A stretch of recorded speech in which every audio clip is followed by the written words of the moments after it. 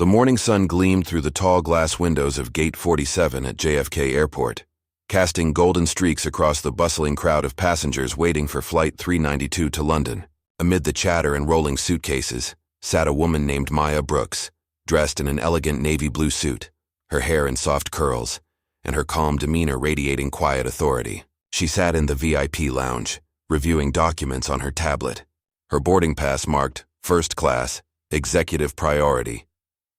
Just as she took a sip of her coffee, a man in his mid-40s, Thomas Grant, a well-known aviation consultant from London, walked in, scanning the area with impatient eyes. His tone was sharp as he spoke to the hostess. "I requested a private space," he said.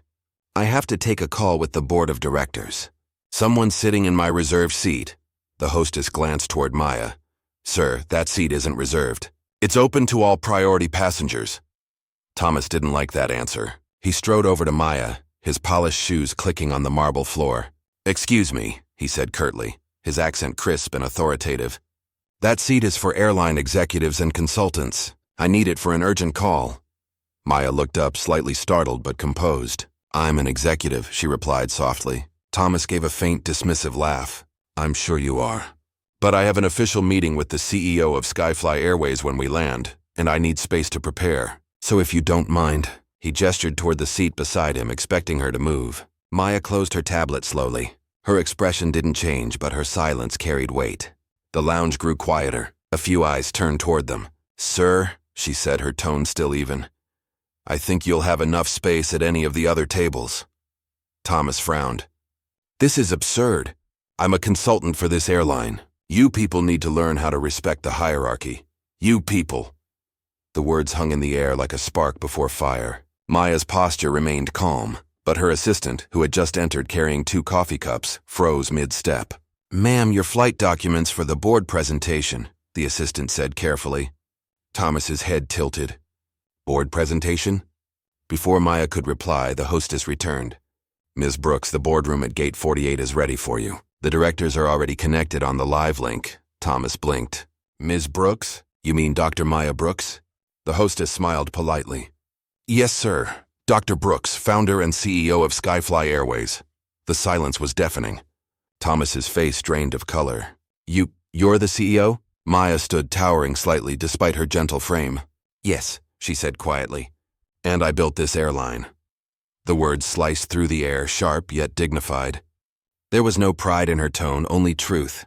The consultant's jaw tightened. I had no idea." "I apologize, I didn't mean—" Maya interrupted, her voice soft but firm. "You didn't need to know who I was to offer respect." For a moment, Thomas couldn't speak. The hum of the airport returned, the rolling luggage, the faint announcement of boarding calls. But he stood still, unable to move. He looked at her differently now, as though seeing her for the first time. Maya offered a small professional smile. "Mr. Grant, I look forward to your recommendations for improving our international routes. Please join me in the boardroom if you'd like." Her tone carried no malice, no sarcasm, only grace. Thomas swallowed hard. "Of course," he murmured. "It would be my honor." They walked toward Gate 48 together, his stride slower now, more thoughtful. Along the way, he glanced at her with quiet admiration, still processing the reality that the woman he had dismissed as someone sitting in his seat was the very architect of the airline that employed him. In the boardroom, the directors greeted Maya with warm respect. She sat at the head of the table, effortlessly commanding the room, not through arrogance but through quiet confidence born of years of relentless work. Thomas watched as she presented her vision for expanding Skyfly Airways into Africa and South America, regions often overlooked in global aviation strategy. Her passion wasn't just about profits. It was about accessibility, opportunity, and innovation. And for the first time in a long while, Thomas listened, truly listened, not as a consultant but as a student. After the meeting, as the plane began to board, Maya stood near the gate, speaking with passengers, shaking hands, smiling warmly. She spoke to everyone the same way, whether they wore suits or uniforms, whether they were crew or travelers. Thomas approached her quietly. "Dr. Brooks," he said, "I owe you a deeper apology. I've spent my career advising companies on growth, but today I learned something more important." Maya looked at him kindly. "It's all right, Mr. Grant. Growth starts with seeing people for who they are, not what they look like." For a second, neither spoke. Then she extended her hand. "Shall we board?" Thomas nodded, humbled. "After you, ma'am." As they walked down the jet bridge, the morning light reflected on the Skyfly logo painted on the aircraft's tail.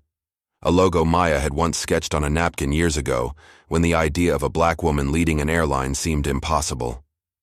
Now that same logo shone under the sun, proof of vision, resilience, and quiet power.